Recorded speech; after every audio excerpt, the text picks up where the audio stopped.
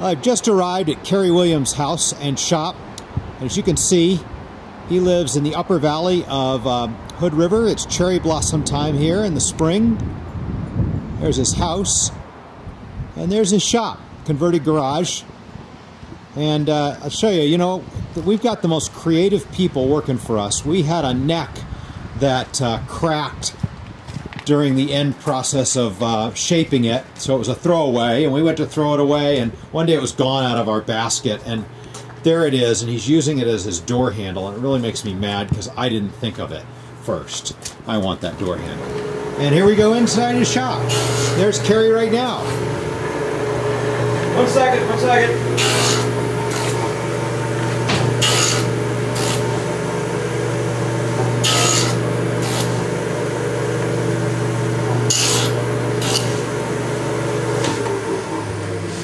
Hey, Kerry. Hello, Gordon. Hello, Char. Hello. So, yeah, why don't you take us through what you're working on right there, actually? Well, right now I'm slotting tenor fretboards. So when you get the fretboards from Ben. I get the fretboards from Ben. But they're pretty raw, right? And they are raw. They come in. Oh, this don't want to take too long. They come thick. Well, not that thick, but I'm just exaggerating. And they're kind of rough stock. So what I do, I thickness them down. Yeah. 13/64 is what we're taking them to currently.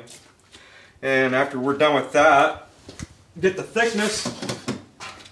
I'll run them on my joiner over here. Yep. Just run them through here so we get one square edge, and I'll mark them all so we know which edge is. So there's a bin that's been jointed in there. These are all jointed and thicknessed already. Ready to slot. And ready to slot. So as you come in, surprise, didn't know you were going to come here so early.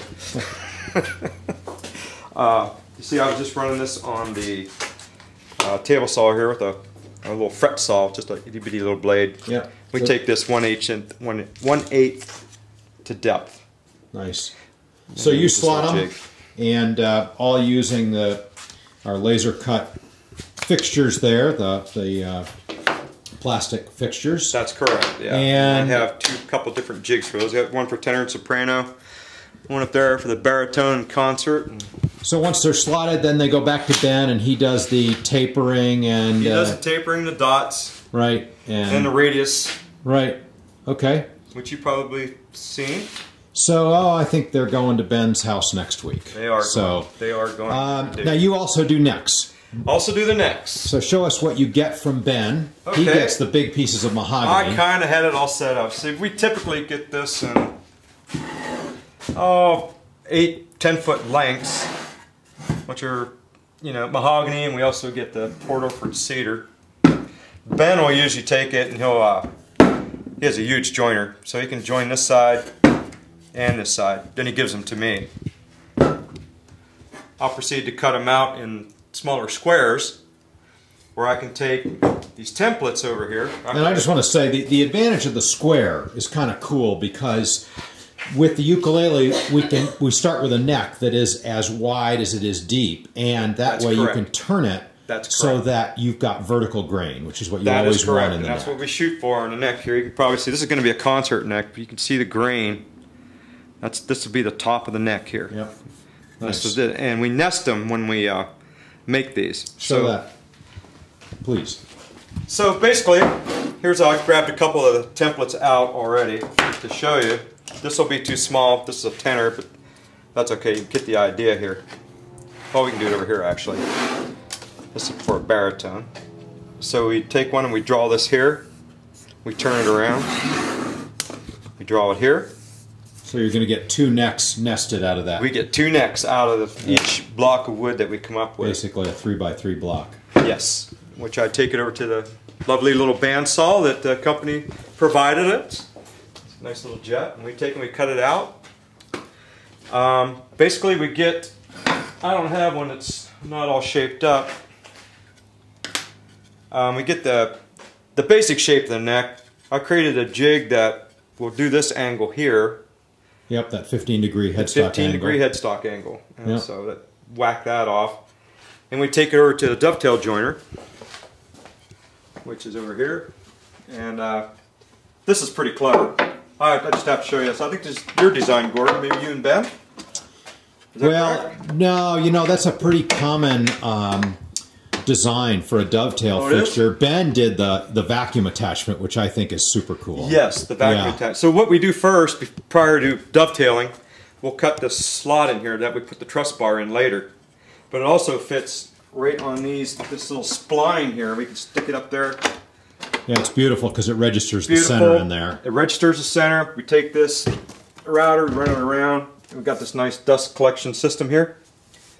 Get that one out. And that's why this neck isn't being used. And part of the making the necks like this is a little bit of quality control. There's just a little crack right there. Of course, that won't pass Mya-Moe standards by any means. So I just kind of use this as a template. Sometimes I'll drill a little hole in it so I don't get confused.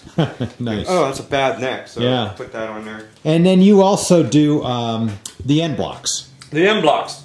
Let me finish the next by we add the truss bar. Yep, and that's the... and we epoxy that in, and the neck is finished. That's at the this carbon point, fiber rod. it goes to you, Gordon, and well, first actually it goes through a quality control check by Heather, Ben's wife.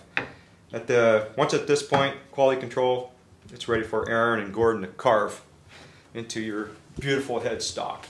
And also,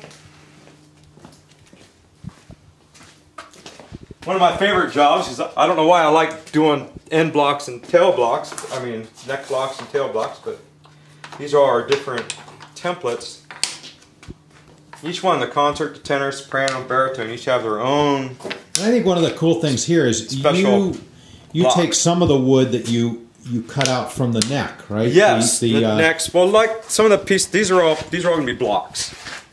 And a lot of that's offcuts from necks. It is offcuts from necks. Some of them won't pass, you know, quality for a neck. So, but it's fine for blocks because they're smaller pieces. So, we're at about 7 minutes here. So let's wrap it up. But okay. I got, two things. One, I want to just show people what I noticed when I walked in your shop. I hadn't noticed this before. Okay. But there's Kerry's Mya-Moe uke that he's got right up there on the wall all the time. And I love that. Kerry is a mandolin player, so when we built him that ukulele a while back, you know, we tuned it or strung it so it could be tuned to mandolin tuning. That's correct. It's kind of cool. We called it the mook. It's a mook. And just briefly show us what we've got hanging up here. I noticed that when we walked in. Oh, okay. This is my wife makes these. Okay, like I was explaining, I cut these little wedges off the necks. End up with all these wedges. So what my wife does, she takes these wedges and she'll offset them and she'll glue them into a big pie, you can imagine. Yeah. And then we slice them or whatever she wants to do with them, and she'll make necklaces and earrings out of them, coasters, cheese blocks. The cedar's not really good for the cheese blocks, but it's cool. Yeah. That's, so she doesn't let this stuff go to waste. I would have burned it, you know. All right. Well, anyway, there's a little tour of Kerry's shop here in Hood River, and I think you got to go off and play some music. I do. I got a gig tonight. I got 2 of them actually. Well, nice. Well, we'll see you later on at Cebu Lounge. All right. And everybody on the video, we'll see you next week for another edition of Unscripted. Bye bye.